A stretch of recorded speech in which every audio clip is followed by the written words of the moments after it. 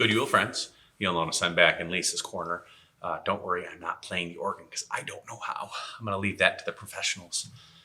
So, one of the questions we were asked is why do we call them Christmas carols when we call them hymns the rest of the year? And it's a little bit of a convoluted story, but it's pretty interesting, at least I think so. So, way back in the day, we would sing specific songs that were for specific seasons, right?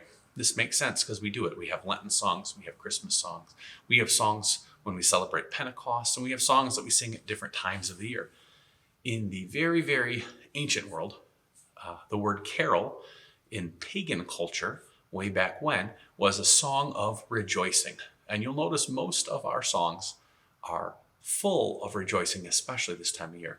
So these songs were adopted by the early Christian communities to celebrate, and they celebrated the end of the kind of like the big celebration of the pagan cultures was on the longest night, or the solstice, which is this year, December 22nd. This is one of the ways they celebrated, and they would sing these songs of rejoicing in the midst of the darkest day of the year, the least amount of sunlight. They would come out and they would sing and celebrate. And Christians said, yes, this is exactly what we do. And lo and behold, we stole it, like we do with a lot of things. And as this was going then, it went through the years, and the early church would sing these things, mostly in Latin. And a lot of people didn't understand what they were singing, and so they kind of fell out of favor because, well, singing in a bunch of Latin that no one understood.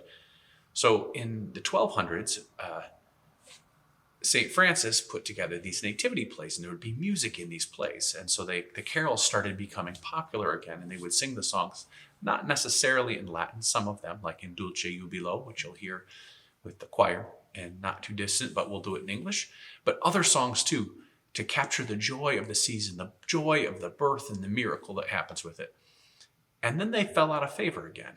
And in Victorian era, they came back.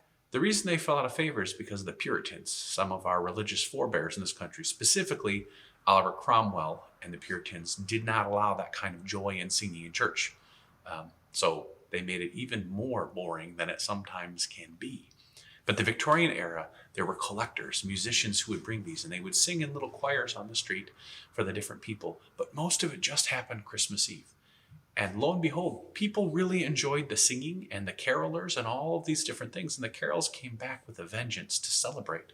And as you well know today, since it starts right around Halloween, Christmas carols and also Christmas songs, right? Carols tend to refer to the religious oriented, and the songs, the pop ones, like I Want a Hippopotamus for Christmas, things like this. And so this Christmas music became part of who we are and how we celebrate the season. Can you imagine Christmas time without carols, without music? And so that's how we get to the carol. We'll talk to you very soon.